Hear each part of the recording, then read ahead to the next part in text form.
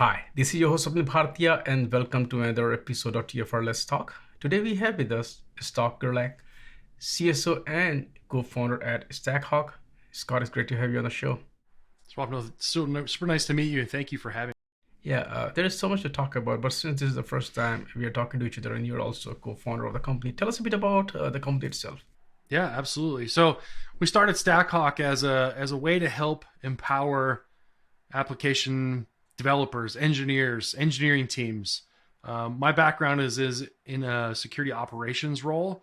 My other co-founders' background, they're in DevOps kind of roles, so they were part of VictorOps, so paging, on-call engineers, all that good stuff. So really deeply involved in DevOps. And one of the big problems around application security specifically is the people who write code are usually the last to know about security bugs. So the whole reason we started StackHawk was to hopefully change that, right?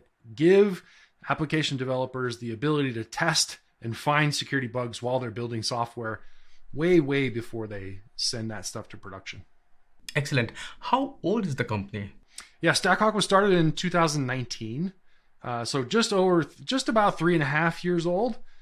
So still kind of young, but mature for our age. Talk a bit about how things have changed for app developers from the early age to today's age, and what are the things when they are developing, what are the things they have to consider which they were not considering earlier. The interesting thing about like the DevOps evolution, revolution, digital transformation stuff is it's about getting products and value to market for customers.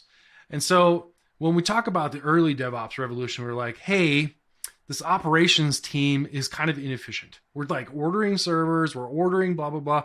We've got a rack and stack, and I'm going to deploy an application that's going to take me months.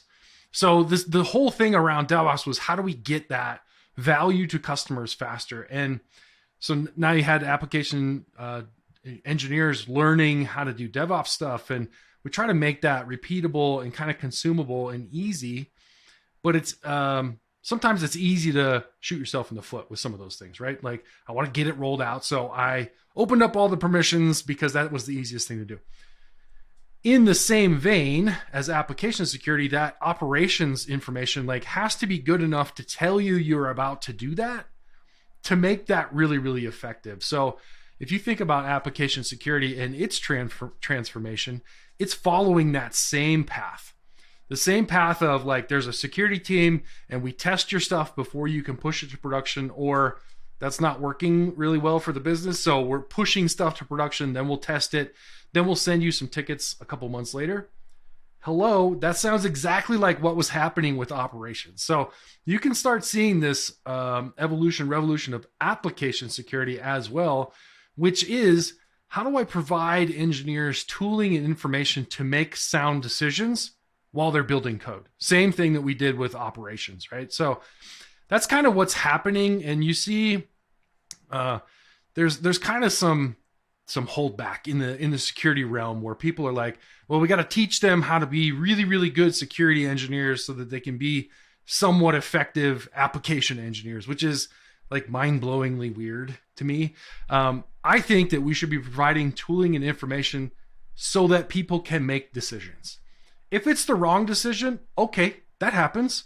Document it, talk about it, consume it, all that good stuff. How do you learn from that wrong decision? A quick feedback loop, right? The whole thing should be about quick feedback loops. And I think you're starting to see that engineering teams, and specifically you're talking about platform engineering or cloud architects, those kind of teams, and even developer experience teams. You are seeing those kinds of teams pop up in a lot of companies because the security team hasn't been serving the engineers very well. They've been doing department of no, department of blocking, department of, yeah, but hold on because I got to catch up.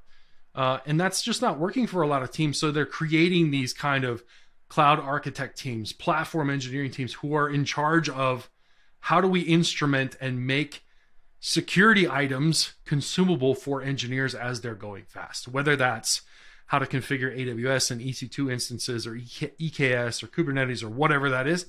The same thing should be happening and is with application security. How are you enabling these app developers? Talk a bit about, what are you offering them to, first of Yeah. all, lower the barrier of entry? Because first of all, there is a supply and, gap in supply and demand of tech experts. Forget about the folks who have security background there. So it's a still, a big gap. Second is that these cloud native technologies are being embraced across the spectrum, whether you're a big tech company or you are just a new company who needs to have these kind of things, and they not only cannot afford all those developers, but they don't have massive teams internally, so they do need tools which are easy to use by their developers. So if you look at the whole holistic approach, talk a bit about how you're making things easier, talk a bit about your offerings. Yeah, definitely. So, I mean, the very first thing here is all of the stuff that we're doing around security is about customer trust. Sometimes it's about regulation in some industries, but almost every time it's about customer trust, and regulation is pushing customer trust.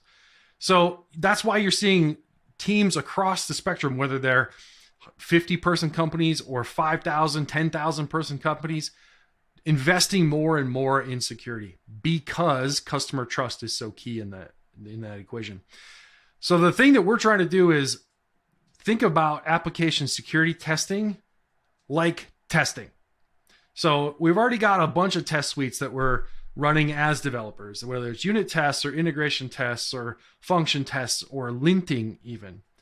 And all of those things are available to an engineer as they're developing code, as they're writing code, when they commit code in CI/CD pipelines. Application security should be the exact same way. It's testing. Application security testing is testing. So what we've done is create a tool that helps teams test their API security, test their application security while they're writing code.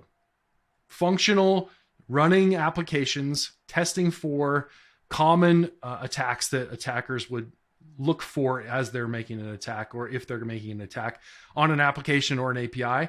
Test those things as you're writing it. Test them in CI/CD, quick feedback loops. Figure out how to fix those things and fix them, right? Take that time to detect to 0. Take the time to remediate to really, really small, like minutes. Those kinds of things, so that now you've got to measure something else. Now you got to measure something else in application security journey. How many things, how many defects are we finding in our development process? How many defects are we fixing in our development process? Time to detect, I think, is like, it's a measure that we do today because of how we do application security. How long does it take us to scan or test a thing and find it in production? Take that to 0. How long does it take us to fix it? If you get the right information to the right person at the right time, also 0.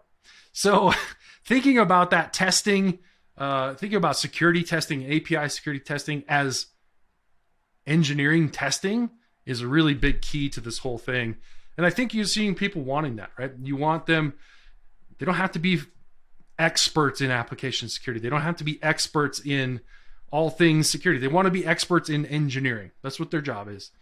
But if you can feed them the right information at the right time, feed that curiosity, help them understand what the problem is so they can fix it, more often than not, they go, I would actually fix this right now as they discover those things. We talk about technology and we talk about culture, people aspect as well. So, and it actually even more relevant in the context of security. You have to have that mindset. You have to have this cultural approach towards implementing security from the very early on. I like to compare it with cars. You don't install brakes and airbags after you bought the car and then you think about it, right? It is done. That's right. All the security things are done before the car is even shipped. So talk a bit about what kind of approach organizations should have when it comes to either testing or having security practices in place, so that the whole life cycle of application is taken care of. Yeah, I think so. The whole start of this thing is the security team to engineering team ratio right now is generally accepted as 100 engineers to one security team. One security team member. I think that's a little high. I think it's more around the 150, 200 engineers to one security person. Depends on the org. But if you think about that, you have to be empowering that organization to make and document decisions. So Part of that is, how are you working with that organization? What's your working agreement? What things are we wanting to triage? What things is it okay to fix? What things is it okay to not fix?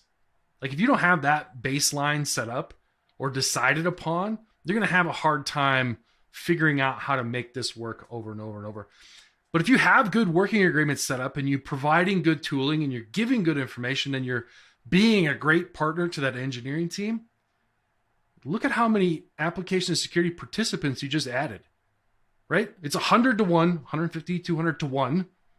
If you do a good job at this, you just increased your application security and security team functionality and capability by 100, 150x, something like that. So if you think about it like that, and we already know that budgets are getting tight, so application or security headcounts are going to get tight, but delivering customer value and delivering customer trust are still core tenets of the business.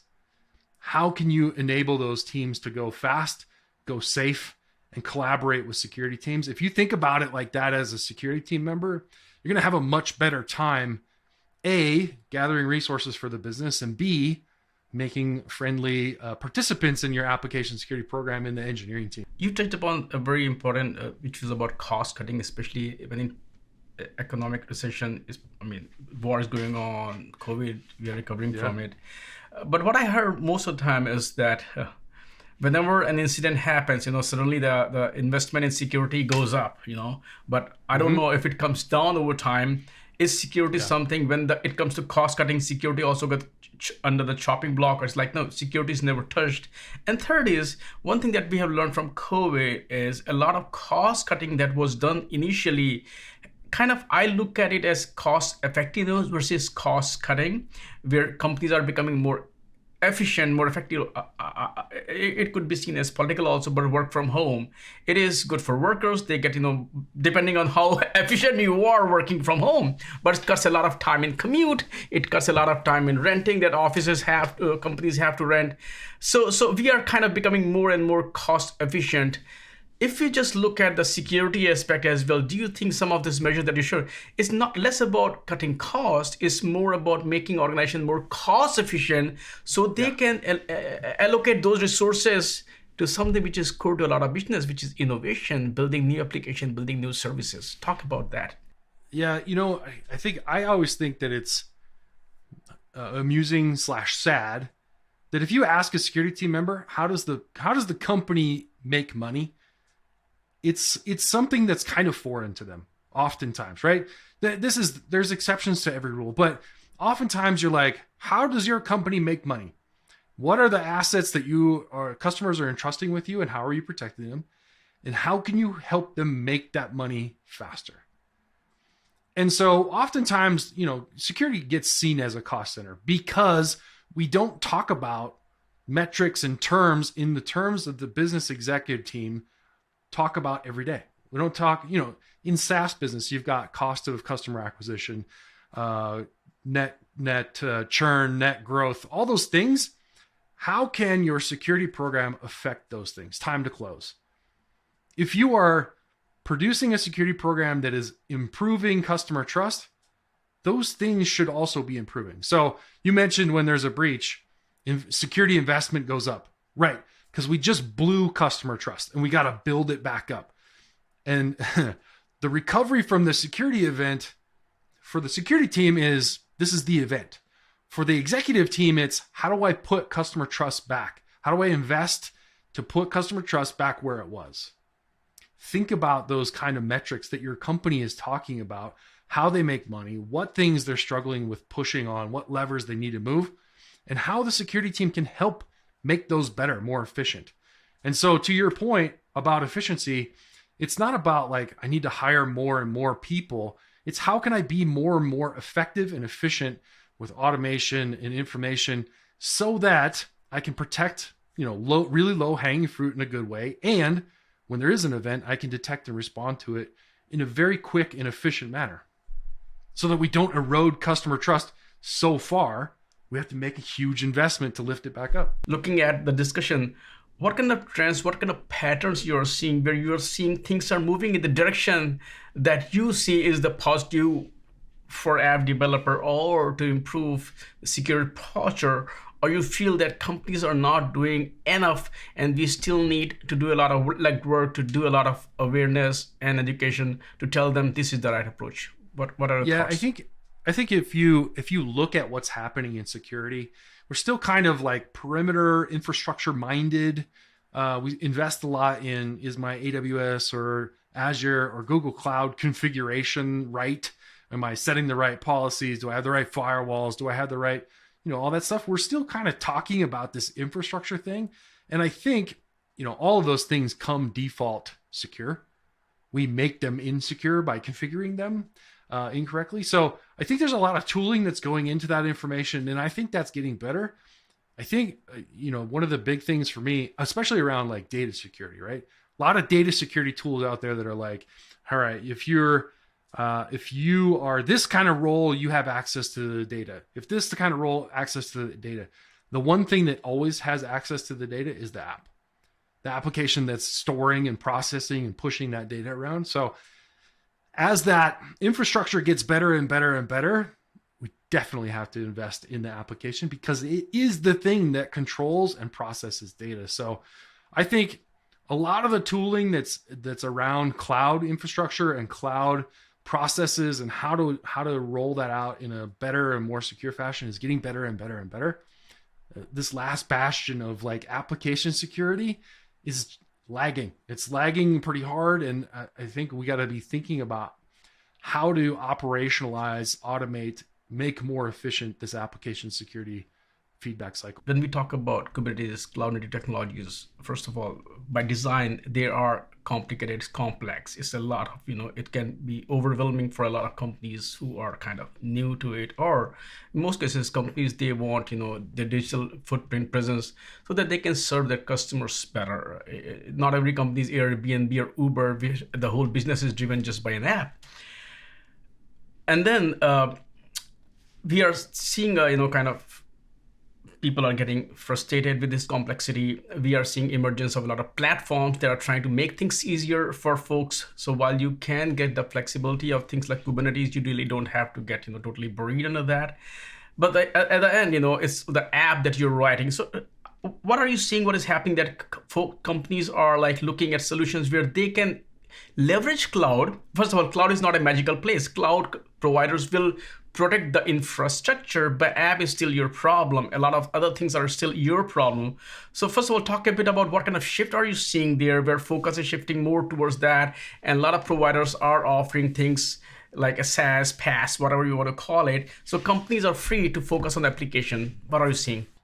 Yeah, I mean, the cool thing about cloud is cloud providers are providing tooling and infrastructure and services so that you can focus on your core business, right? That's the whole idea of cloud.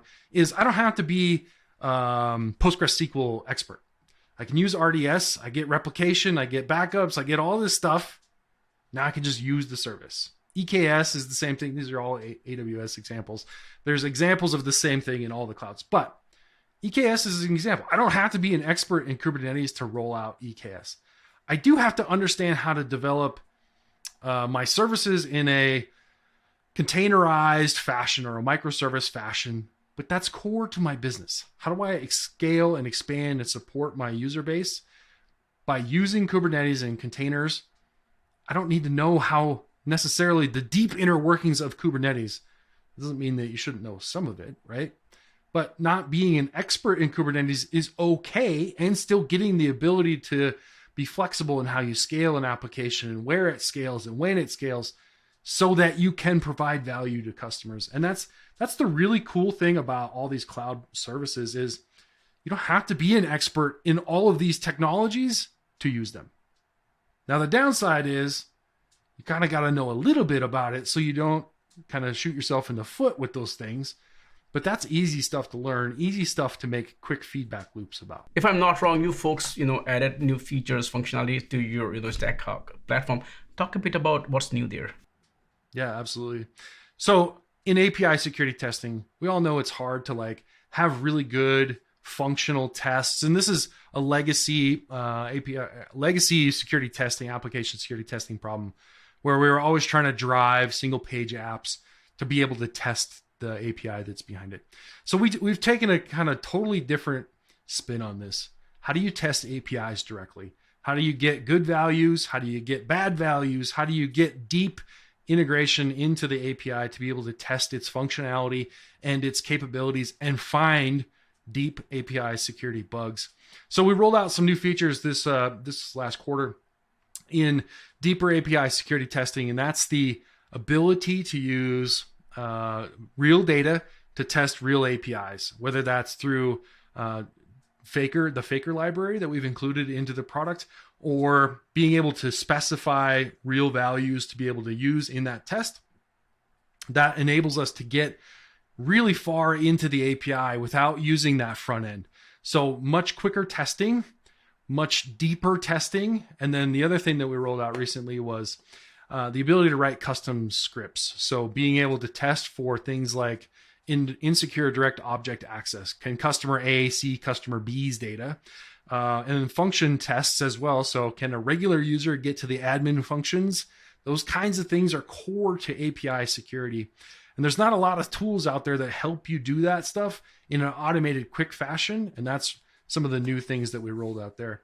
And the last thing that we rolled out was really good integration for dynamic application security results to show up in a PR comment. So as you make a comment or a code contribution, open a PR, include that API security testing, those results can be surfaced right in the PR comments. And I think this is a first that I know of for dynamic application and API security testing out there, to be able to get that result published into the PR comments so that it's quickly consumable, quickly discoverable, triageable, fixable.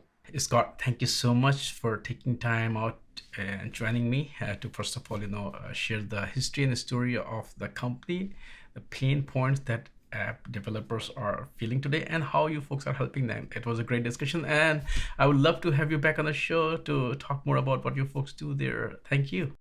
Yeah, awesome. Thank you so much for having me. It's super nice to meet you. Great chatting with you today, and I'd love to come back. Thanks, Swapnil.